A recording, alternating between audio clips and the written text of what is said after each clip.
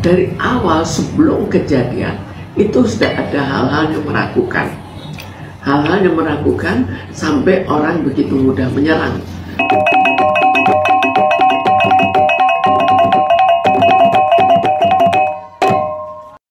Assalamualaikum warahmatullahi wabarakatuh. Salam Om Swastiastu, Namo Buddhaya. Salam kebajikan dan salam sejahtera untuk kita semua. Saudaraku sebangsa dan setanah air, para penonton kanal YouTubeku yang sangat saya hormati dan sangat saya cintai. Salam jumpa dan selamat bertemu kembali bersama saya Sainai pada hari ini Rabu 6 November 2024. Pemirsa sekalian, dalam beberapa menit ke depan ini saya kembali lagi menemani pemirsa sekalian guna mengupdate terkait dengan perkembangan dari kasus Pratiwi Novianti dan Agus Salim. Dan dalam cuplikan video saya kali ini, saya akan mempersembahkan kepada pemirsa sekalian terkait sebuah komentar menarik yang datangnya dari seorang ibu psikiater yang bernama Minarti. Beliau ini memberikan statementnya terkait dengan matanya Agus Salim. Apakah benar bahwa sesungguhnya mata dari si Agus Salim ini bisa melihat? Inilah cuplikan video selengkapnya. Ada suatu kepastian, tidak bisa begitu saja kita mengatakan dia berbohong. Hanya bisa kita lihat dari awal sebelum kejadian itu sudah ada hal-hal yang meragukan. Hal-hal yang meragukan sampai orang begitu mudah menyerang. Alasannya kan juga sudah jelas, karena emosinya tiba-tiba meledak. Jadi lalu kita lihat perkembangannya kan juga begitu. Lalu begitu kita lihat kelanjutannya sama-sama juga. Kalau sudah kelanjutan seperti itu, maka kita perlu ya untuk menilai kembali apakah kejiwaannya dinilai kembali, apakah ada sesuatu atau tidak. Itu perlu sekali. Bu, ini kan dia awalnya kan disiram air keras dan divonis tidak bisa melihat lagi. Nah, apakah dia hanya mencari simpati agar dikasihani orang? Sekarang yang mengatakan dia tidak bisa melihat itu siapa? Apakah dari rumah sakit setelah dites? Atau barangkali dari dia sendiri? Kan lain kan? Setiap orang bisa saja mengatakan, oh tidak bisa melihat. Kita lihat pada orang minta-minta kan juga suka begitu, padahal bisa melihat. Ya. Jadi kita lihat dari siapa. Lalu kita perlu untuk mengecek betul-betul sampai seberapa jauh sih penglihatannya bisa melihat atau kurang bisa melihat. Karena kita juga tidak tahu air kerasnya sebanyak apa. Apakah sepenuhnya atau sudah dicampur, apakah kena betul-betul kena, atau barangkali dia sempat menghindar sehingga kenanya sedikit. Semua itu kita tidak tahu persis. Karena itu lebih baik semua dipastikan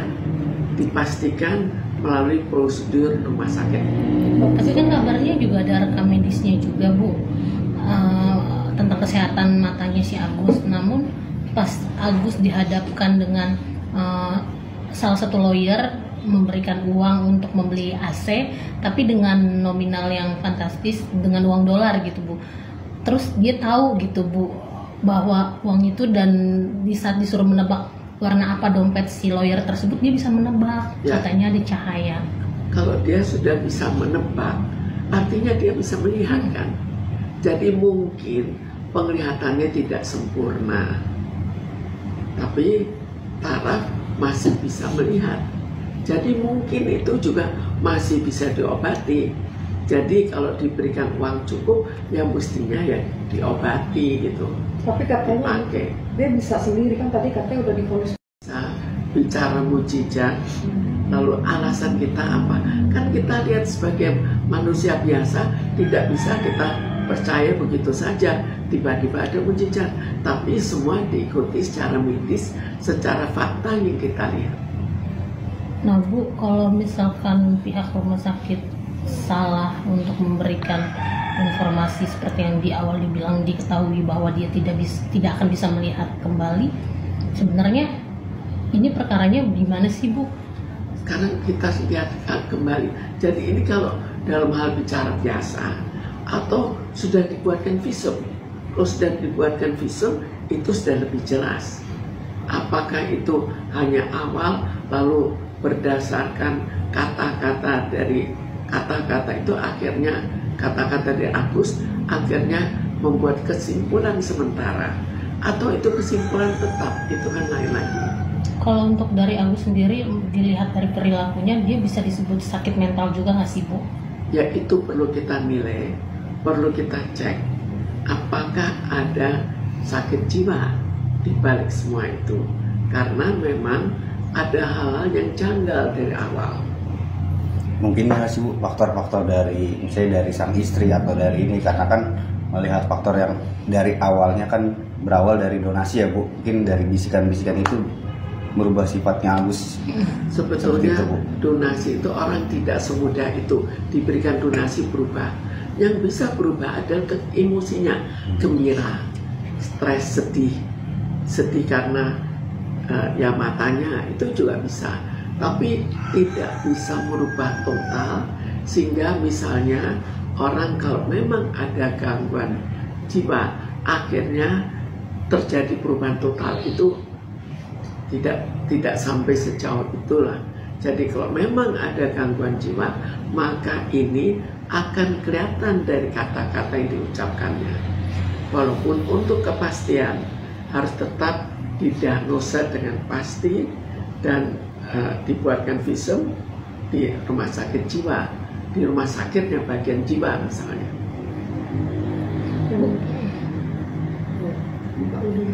Bu, kalau si Agus kan tadi sempat Ibu sampaikan juga ketika dia kena siram air keras terus itu, dia kan pasti mengalami perasaan sedih gitu ya Bu. Namun pas dapat donasi ada perasaan berubah, jadi dia lebih mementingkan untuk bayar utang si Wawa, terus beli katanya belanja online gitu istrinya.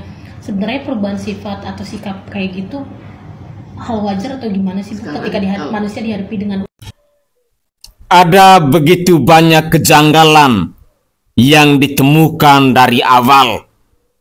Begitulah pernyataan singkat dari Ibu Minarti, seorang psikiater ini. Pemirsa sekalian, cerita tentang si Agus Salim ini kini masih ramai diperbincangkan oleh berbagai kalangan. Yang salah satu dalam cuplikan video ini diperbincangkan oleh seorang psikiater. Tentu Ibu Minarti ini dia paham benar tentang psikis seseorang, tentang karakter seseorang. Sehingga dalam cuplikan video tadi, Ibu Minarti dengan gamblang mengatakan bahwa ada banyak kejanggalan dalam kasusnya si Agus Salim ini.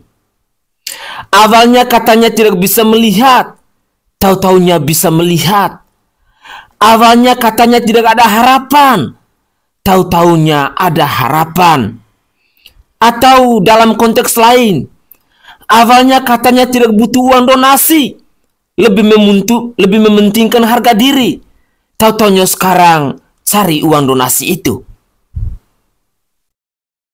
Sesungguhnya cerita-cerita tentang Agus Salim ini mau mengajarkan kepada kita semua bahwa terbukalah apa adanya.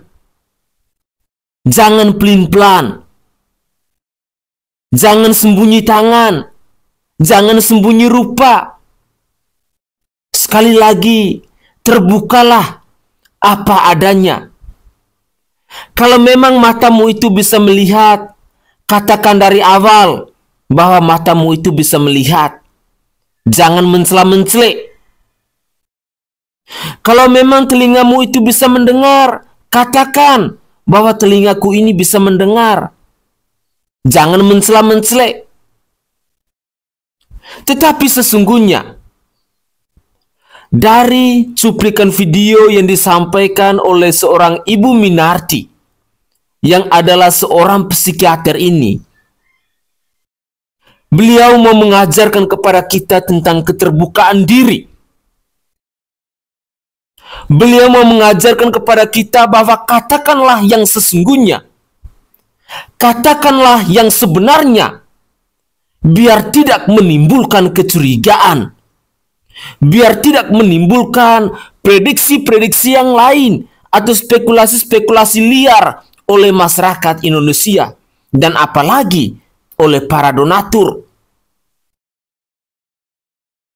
Yang lebih menyakitkan, ketika ada pernyataan dari wartawan yang menanyakan kepada Bu Minarti bahwa kenapa nominal uang, daun uang, lembaran uang bisa dipandang oleh seorang Agus Salim. Lagi dan lagi jawabannya, disitulah letak kejanggalannya. Lantas, masih percayakah kita bahwa seorang Agus Salim itu adalah buta 100%? Atau masih percayakah kita bahwa seorang Agus Salim itu memang benar-benar membutuhkan uang untuk biaya pengobatan? Saya hanya khawatir dia akan prank lagi kita untuk yang kedua kali. Prank yang pertama ketika penggalangan uang donasi itu bertujuan untuk biaya pengobatan, tetapi malah dipergunakan untuk biaya utang, malah dipergunakan untuk sewa rumah, malah dipergunakan untuk belanja online, malah dipergunakan untuk bagi-bagi ke keluarga dan lain sebagainya. Lantas, apakah kita mau di-prank untuk yang kedua kalinya? Saya sangat yakin dan percaya bahwa jawabannya adalah tidak. Berikut ini, saya akan menyajikan cuplikan video terkait dengan komentar dari netizen masih tentang si Agus Salim ini. Inilah cuplikan video selengkapnya. Kemarin bilangnya nggak bisa lihat, udah nggak bisa diselamatkan. Bisa lihatnya, pakai acting lagi. Tiba-tiba aku bisa melihat. Ini warna apa? Warna pink ya. Kemarin kau podcast, kau bilang dokter udah vonis nggak bisa diselamatkan. Ini buktinya, cengkunek kau banyak kali. Ini kan udah bisa lihat, berarti uang donasi itu nggak perlu kan? Balikkanlah uang itu, udah bisa lihat kan? Berarti bentar lagi mau sembuh. Bisalah kerja, ngapain uang itu MM-an di situ? Matamu itu bisa menengok lagi aja, istri kau itu nggak terkejut. Malah dia di samping kau itu dia kayak menahan ketawa. Aku depresot, tahu nggak? Ya cuma nggak depresot, uang MM itu nggak dapat. Semoga bisa berdamailah. Tidak ada pertikaian apa-apa. Jujur aja nih ya, gue mau bingung ngadepin orang, ngelihatnya tambah bingung. Serius, ini orang habis kecengklak kali. Hah? Kecengklak mana gitu? Hah? Atau jangan-jangan waktu kecil kurang dibedong kali? Atau mungkin jangan-jangan bedongannya kekencengan, jadinya otaknya agak gesrek gitu. Bingung soalnya ngadepin orang, serius. Lu bilang ingin ada perdamaian, tidak ada pertikaian. What? Nggak salah tuh. Yang ngebuat ada pertikaian kan lu, sebab musababnya, Samiun. Kok lu sampai bisa bilang tidak ada pertikaian, jangan ada pertikaian? Maksud lo? Lu bilang pengen ada perdamaian. Lah, kan situ yang melakukan gugatan, lapor sana, lapor sini, datang ke podcast sana, datang ke TV sana, cuman buat ngejelek-jelekin orang, sambil playing victim, manipulatif, dan lain sebagainya. Kan itu lo semua. Makin rumit untuk berdamainya. Aneh lo tuh. Emang lo gak nyadar? Lo tuh habis kepentok balok, kejedot tembok, apa gimana sih? Bener nih, jangan-jangan kecengklak kepalanya nih. Hah? Habis kecengklak ya? Atau jangan-jangan yang gue bilang tadi, ini waktu kecil kayaknya kurang dibedong, atau jangan-jangan bedongannya kekencengan, jadi gesrek nih. Mendingan lu nongkrong di warteg atau warung kopi, sambil lu ngopi makan gorengan, terus lu ngobrol deh sama orang di warung kopi atau warteg tersebut. Siapa tahu lu dapat pencerahan yang lebih baik daripada lu begaul sama Mang Abdul dan komplotannya. Tambah ruwet. Agus orang sakit, lihatlah keadaan. Novi, Agus orang sakit. Agus orang gila, bukan orang sakit. Yang bilang lo sehat siapa? Lo sakit jiwa, sakit hati, lo sakit segala macem. Novi lagi sibuk bantuin orang lain yang perlu ditolong, nggak kayak lu nggak tahu diri. Minta tolong Farhat sono, mamam. Lah guys, aku mau nanya nih. Jadi si Agus itu nggak buta? Jadi selama ini ditutup matanya itu agar apa? Coba jelaskan ke saya. Saya bingung deh, sejak kapan dia jadi nggak buta? Ya, di sisi lain kita bersyukur dia baik-baik saja dan sehat dan bisa melihat dunia ini dengan baik. Tapi ya jangan sampai kita di-prank semuanya gitu loh. Ya itu ucapan, perilaku, dan itu adalah doa loh, hati-hati ya. Kalau memang sehat dan baik-baik saja, nggak usah lah mempublish bahwa kita itu sudah tidak bisa dan mengatasnamakan dokter katanya sudah memvonis tidak bisa melihat lagi dan sebagainya. Hati-hati dengan ucapan, oke? Nanti Tuhan murka loh sama kalian, oke? Dan kemarin ini saya lihat di salah satu program TV, dia membuka matanya dan menyatakan bahwa dia memang tidak buta. Menurut kalian senang atau kecewa dengan perilakunya dia? Nah, mudah-mudahan ini sebagai pelajaran untuk kita semua ya. Jangan ditiru segala sesuatu dalam mencapai keinginan. Jadi kebanyakan apa yang dia inginkan, untuk mencapai sebuah keinginan yang dia harapkan, dia menciptakan sebuah cerita yang luar biasa. Sehingga kita semua dalam tanda kutip terlihat dikelabui seperti itu. Jadi lihatlah keadaan aku, tanya keadaan aku. Gus, ngapa lu manggil-manggil nama Teh Nopi? Hah? Teh Nopi, lihat keadaan Agus malah hari ini. Lihat keadaan Agus, tai.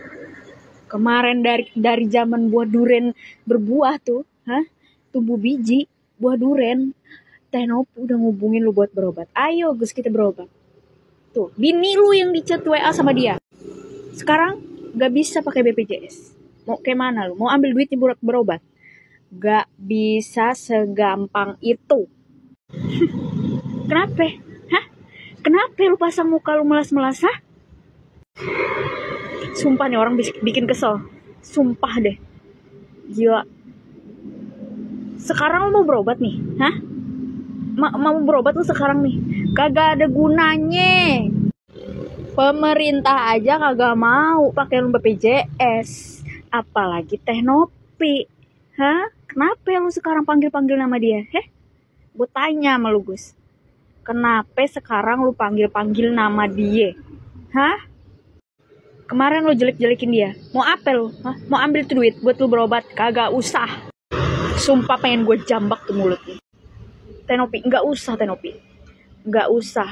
Ini peringatan buat Teh Nopi dari seluruh rakyat Indonesia, nggak usah lagi.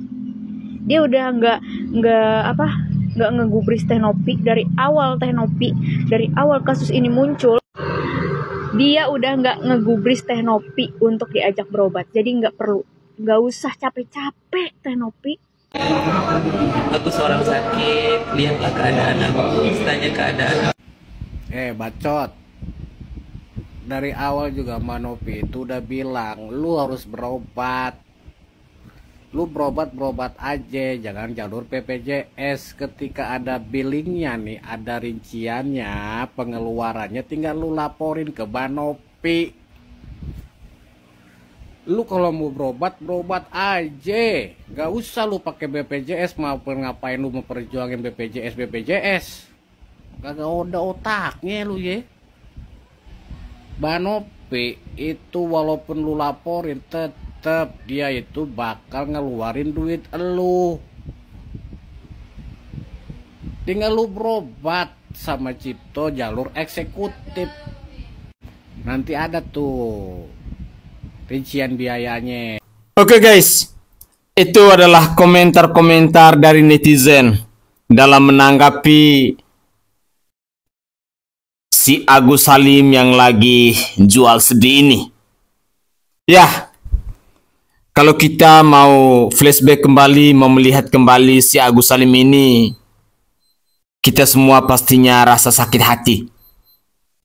Sakit hati bukan karena kehebatannya, tetapi karena kesongongannya, kesomplakannya. Karena sifatnya yang tidak tahu bersyukur dan tidak tahu berterima kasih kepada orang yang sudah berempati untuk meringankan beban penderitaannya. Di sisi lain, banyak sekali netizen yang masih kecewa, bahkan sudah hilang respect kepada si Agus Salim ini. Kemarin, saya menemukan satu cuplikan video yang cukup keras, yang menyatakan bahwa kau mau mati ke, kau mau hidup di kolong jembatan ke, kau mau tinggal di mana ke, itu urusanmu. Karena rasa kasihan, rasa empati yang dimiliki oleh masyarakat Indonesia itu telah disalahgunakan oleh seorang Agus Salim. Ya, mungkin ada benarnya. Ketika orang baik sudah berusaha untuk meringankan penderitaan kita, tetapi pada akhirnya orang baik itu dicampakkan, pasti sakit rasanya, pasti kecewa rasanya. Lalu yang terakhir sekarang, ketika dia sudah ditolak dengan tidak bisa menggunakan lagi BPJS, baru dia mencari Pratiwi Novianti alias Teh Novi. Apakah akan dengan semudah itu? Saya pikir Pratiwi Novianti juga punya kesibukan, dan kabar terbaru ini adalah kabar gembira buat kita semua bahwa uang penggalangan donasi untuk Bang Icang yang orangnya rendah hati, yang orangnya baik hati, yang orangnya tahu bersyukur dan berterima kasih itu sudah mendapatkan dari Denny Sumargo alias Densu. Nanti saya akan tayangkan videonya. Itu kurang lebih 155 juta. Puji Tuhan, beliau bersyukur, malah beliau berniat uang itu akan beliau pergi ke luar negeri, ke Malaysia atau mungkin ke Singapura untuk berjuang dalam penyembuhan matanya ini. Tidak seperti Agus Salim. Pemirsa sekalian, itulah cuplikan-cuplikan video yang bisa saya persembahkan kepada pemirsa sekalian dalam mengupdate terkait dengan perkembangan dari kasus Pratiwi Novianti dan Agus Salim ini. Semoga saja informasi ini bisa berguna bagi pemirsa sekalian di mana saja kalian berada. Selamat pagi dan selamat beraktivitas. Tuhan Yesus memberkati.